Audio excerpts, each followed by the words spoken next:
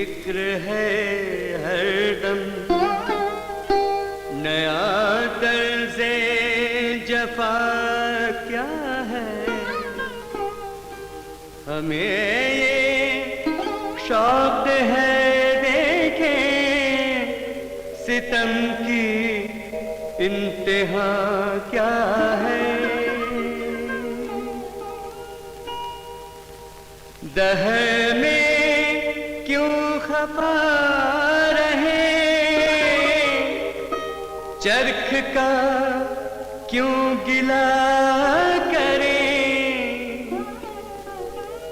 सारा जहां अहम सही, आओ मुकाबला करें।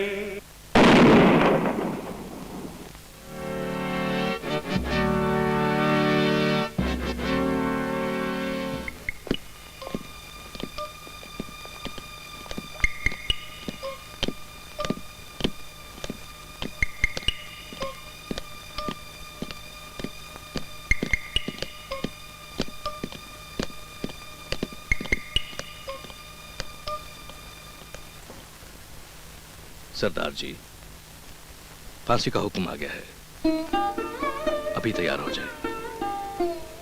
ठहरो, देखते नहीं एक क्रांतिकारी दूसरे क्रांतिकारी से मिल रहा है।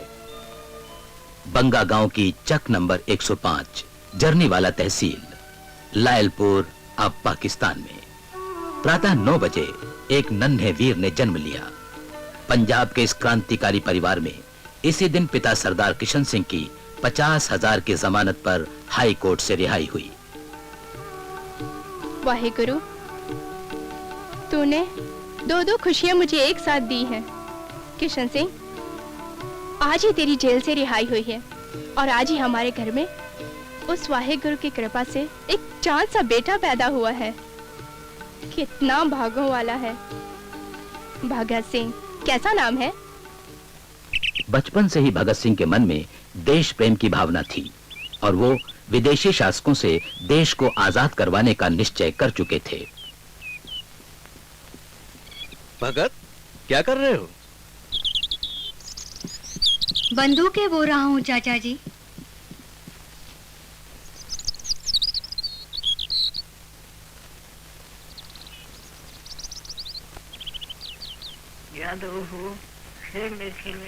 भगत सिंह की माता विद्यावती अपने महान पुत्र की याद करते हुए कहती हैं कि उनमें बचपन से ही क्रांतिकारी विचार और प्रवृत्तियां सहज ही आ गई थीं। उनकी बातों का केंद्र बिंदु हमेशा ही देश और देश की आजादी होता था।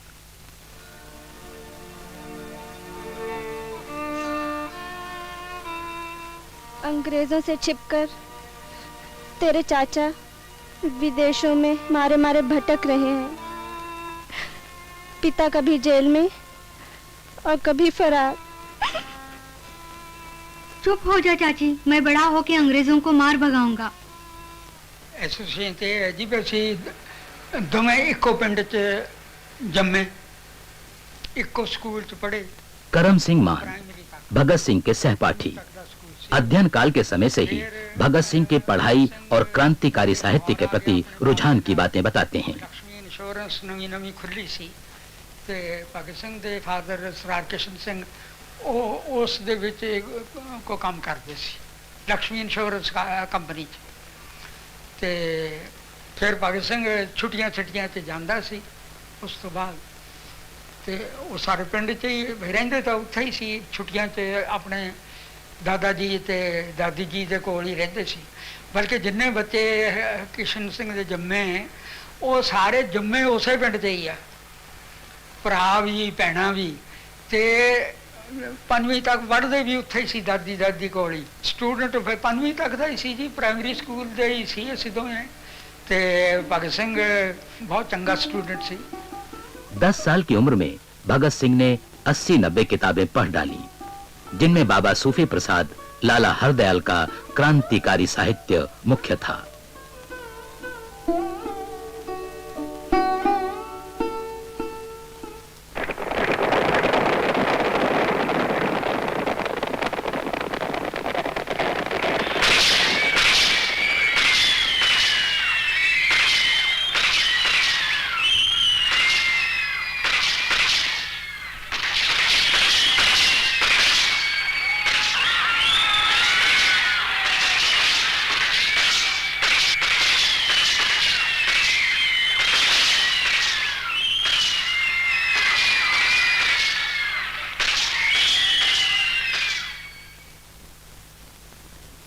भैया। भैया तुम्हारे लिए फल रखे हैं, चलो खा लो। इतनी देर लगा दी, आज स्कूल भी नहीं गए, कहाँ चले गए थे? नहीं अमरो, मैं आज अमृतसर जलियांवाला बाग चला गया था। ये क्या है? अंग्रेजों ने हमारे बहुत से आदमियों को मार दिया है। ये उन्हीं के खून से सनी हुई मिट्टी है। मैं इस पर रोज फूल चढ़ाऊंगा।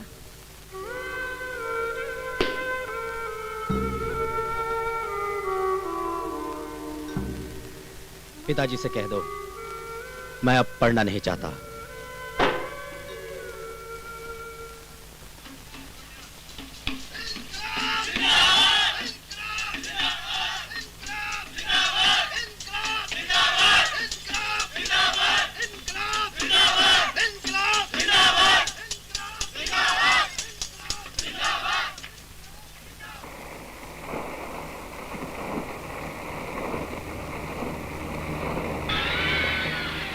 इस घटना से गांधी जी कांग्रेस का आंदोलन स्थगित करके प्रायश्चित के लिए बैठ गए। गांधी जी की निंदा हुई। देशव्यापी विरोध की प्रतिक्रिया भगत सिंह के मन को उद्वेलित कर गई।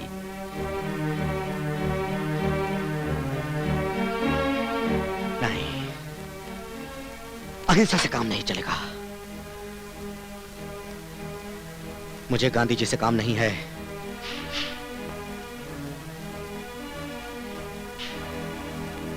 मेरा नायक करतार सिंह है। करतार सिंह। भगत सिंह घर छोड़कर कानपुर चले आए। मन्नीलाल अवस्थी के घर पर आश्रय लिया। श्रीमान सन्याल जी, आप तो प्रख्यात क्रांतिकारी हैं। मैं आपका परिचय भगत सिंह से करवाता हूँ। भगत सिंह जी, आपका इस क्रांतिकारी दल में स्वागत है। आज से आप इस दल के नियमित सदस्य घोषित किए जाते हैं। धन्यवाद। मैं चेष्टा करूंगा कि क्रांतिकारी दल के नियमों का पालन अच्छी तरह कर सकूं। इन सब बंगालियों के बीच एक सिख को देखकर सीआईडी का माथा ठनका। तभी प्रताप के संपादक गणेश शंकर विद्यार्थी ने संपादन विभाग में कार्य दे दिया। बलवंत सिंह, अर्जुन सिंह आदि छद्म नामों से लिखते हुए भगत सिंह ने अपने लेखन को निखारा और मातृभाषा पंजाबी होते हुए भी देश हित में हिंदी को अपनाया। और 1926 में नौजवान भारत सभा द्वारा पूर्ण स्वतंत्रता की घोषणा कर दी।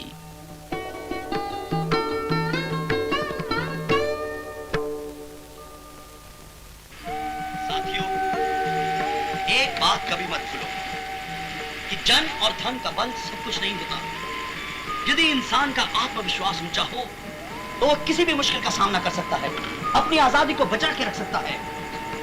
ये लड़ाई कोई धर्म की लड़ाई नहीं, ये लड़ाई हिंदू या मुसलमान की लड़ाई नहीं, ये लड़ाई है साम्राज्यवाद और स्वाधीनता की, और हम सब इसमें डटे रहेंगे। तुम सब खड़ग उठा सकते हो, मगर उसे हाथ में लिए सत्य से विचलित नहीं हो सकते। बोलो, मुझे चंद्रगुप्त के नाम पे प्राण देने वाला चाहिए। मैंने प्राण देने वाले वीर देखे हैं। विश्वास रखो, चंद्रगुप्त युद्ध कर सकता है। सिंहरन साथ ना दे तो भी, गुरुजी साथ ना दे तो भी, मैं तुम्हारे साथ हूँ। युद्ध होके रहेगा। मैं बलाधिकृत हूँ, आज से मैं सम्राट नहीं सैनिक हूँ, इसलिए युद्ध होके रहेगा। कह दो सिंहरन से कि वो दूर से देखे, चंद्रगुप्त कायर नहीं है, कायर नहीं है चंद्रगुप्त। क्या फजूल शोर करते रहते हो? ये नाटक वाटक अब नहीं चलेगा, बंद करो ये सब। सुना नहीं तुमने? नीचे उतरो और सबकी बात सुनो। तुम्हारी संस्था नेशनल नाटक क्लब को बंद किया जाता है, ये सरकारी ऑर्डर है।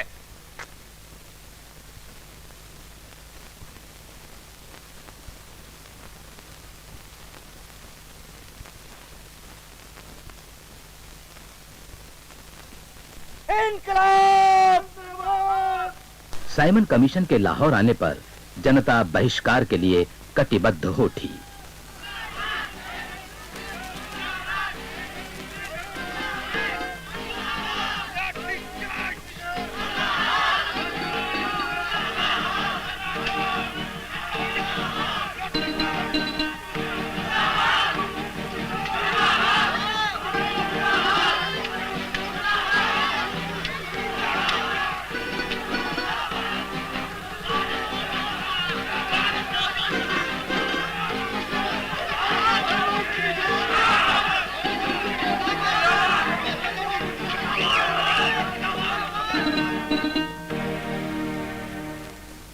दल के सम्मुख यह प्रस्ताव रखता हूं कि जिला पुलिस अधिकारी स्कॉट की हत्या कर दी जाए, जिसने लालाजी पर लाठीचार्ज का आदेश दिया।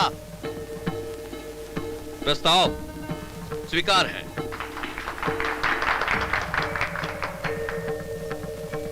ये लो, ये काम तुम्हें करना है भगत सिंह।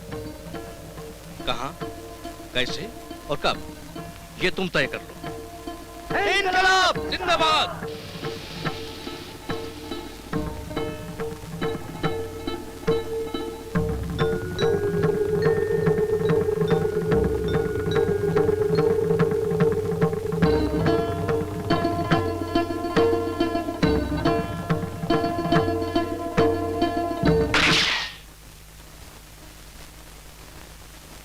स्कॉट के बजाय जेपी सैंडर्स का वध करके लालाजी की हत्या का बदला ले लिया गया।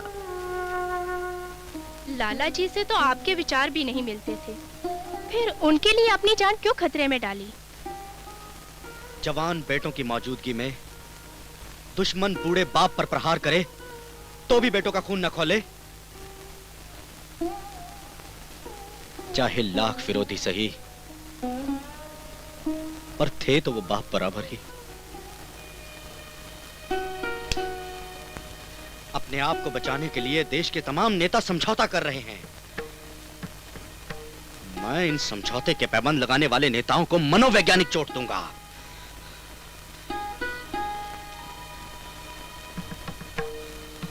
पलट के रख दूंगा इनके निर्णयों को।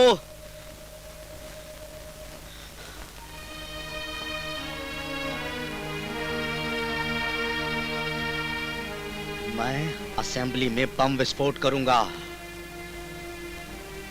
बहरे कानों को सुनाने के लिए धमाका बहुत जरूरी है। मैं असेंबली में बम फेंकने के प्रस्ताव की मंजूरी देता हूं, लेकिन बम फेंकने के बाद बचकर भागा जा सकता है।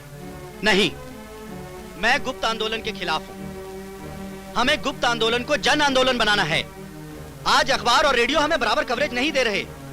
हमारी बात जिस रूप से जनता के सामने पहुंचनी चाहिए नहीं पहुंच पा रही। हम खुलकर कुछ कह ही नहीं पा रहे। सो मुकदमे के दिन हमें जो कुछ कहना है हम कहेंगे, और वो ज्यों का त्यों जन जन तक पहुंचेगा। इसलिए विस्फोट के बाद गिरफ्तार होना ही ठीक रहेगा। हम किसी की हत्या नहीं करेंगे।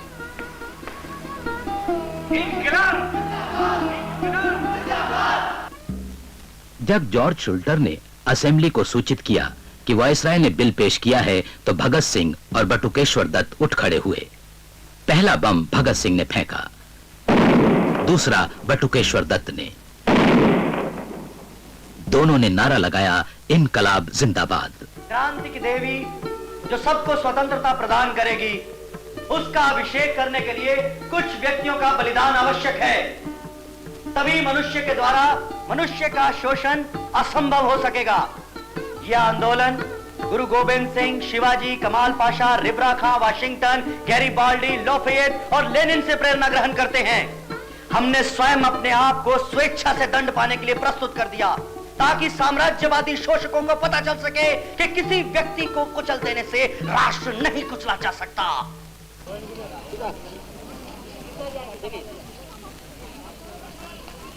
क्रांति से हमारा अर्थ है समाज की एक ऐसी व्यवस्था की स्थापना करना जिसमें मानव जाति के मजदूर वर्ग के प्रभुत्व को मान्यता दी जाए, जिसके फलस्वरूप विश्व संघ पूंजीवाद के बंधनों, दुखों और युद्धों की मुसीबतों से मानव जाति का उद्धार किया जा सके। क्रांति मानव जाति का जन्मजात अधिकार है। इनकलाब जिंदाबाद! इनकलाब जिंदाबाद! इनकलाब जिंदाबाद! इनकलाब जिंदाबाद! Take him away. Life imprisonment. आपको मेरी बात सुननी होगी जज साहब। छोड़ो मुझे। जनरल डायर ने जलियांवाला बाग में सैकड़ों लोगों की हत्या कर दी, मगर उस पर किसी ने मुकदमा नहीं चलाया। उसके विपरीत उसके देश के लोगों ने उसे लाखों के इनाम दिए। यदि हमने एक कमजोर सा बम बनाया जिससे किसी का नुकसान नहीं हुआ, तो हमें उसके लिए आजीवन कारावास की सजा सुनाई जा रही है। सेशन जज के आजन्म कारावास के दंड के खिलाफ हाई कोर्ट में अपील कर दी गई। सरदार जी, आप क्रांतिकारी हैं या आतंकवादी? मैं आतंकवादी नहीं, एक क्रांतिकारी हूं। जिसके कुछ निश्चित विचार हैं, निश्चित आदर्श और एक लंबा कार्यक्रम। बम और पिस्तौलों से हमें कोई लाभ नहीं। बम फेंकना न केवल व्यर्थ है बल्कि हानिकारक भी है। हमारा लक्ष्य है मजदूरों और किसानों का संगठन होना चाहिए।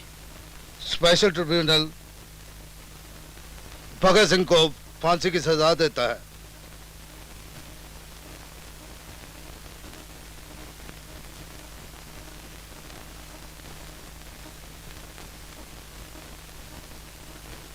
क्रांतिकारियों के आंदोलन को जिंदा रखने के लिए आपका जीवित रहना आवश्यक है।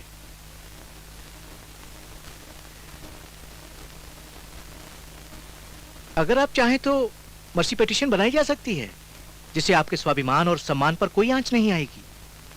आपको मेरा मर्सी पिटीशन सुनना ही होगा जज साहब। हम युद्धबंदी हैं, हमें फांसी लगाने की बजाय गोली से उड़ा दिया जाए।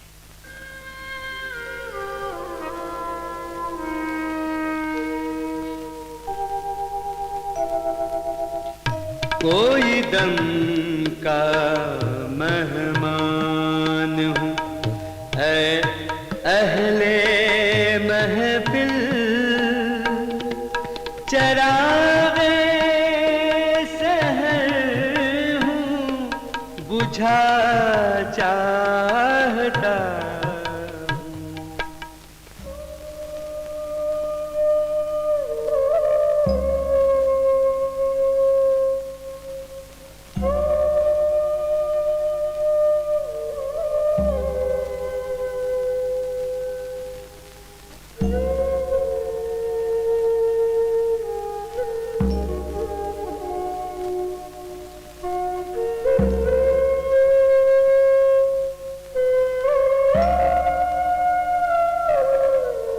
भारत सरकार के सर्वोच्च अधिकारी वायसराय ने लाहौर षड्यंत्र अभियोग की सुनवाई के लिए एक विशेष ट्रिब्यूनल स्थापित किया। महात्मा गांधी ने कहा, उसके साहस को आंकना असंभव है। फांसी की सजा ने इस नौजवान के माथे पर साहस का ताज पहना दिया है। इन नौजवानों की प्रशंसा में जहां भी जो भी शब्द कहे गए, मैं उनसे सहमत हूं। हमें इनके बलिदान, वीरता और असीम साहस की प्रशंसा करनी ही चाहिए। हम भले ही अपने साहस का उस रूप में उपयोग न कर पाएं जैसा उन्होंने किया। इनकलाब जिंदाबाद, क्रांति चिरंजीवी हो। इनकलाब जिंदाबाद, क्रांति चिरंजीवी हो।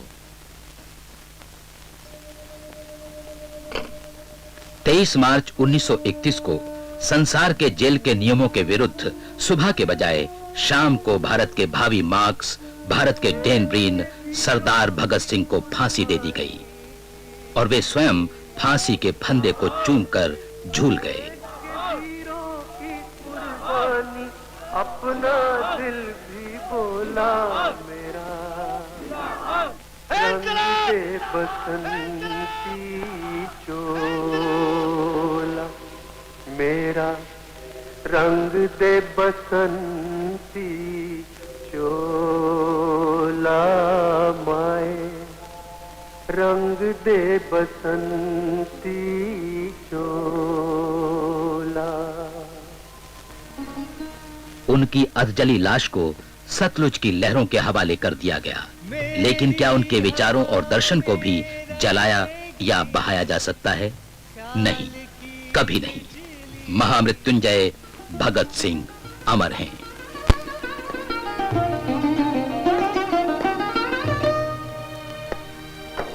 मेरी हवा में रहेगी ख्याल की बिजली,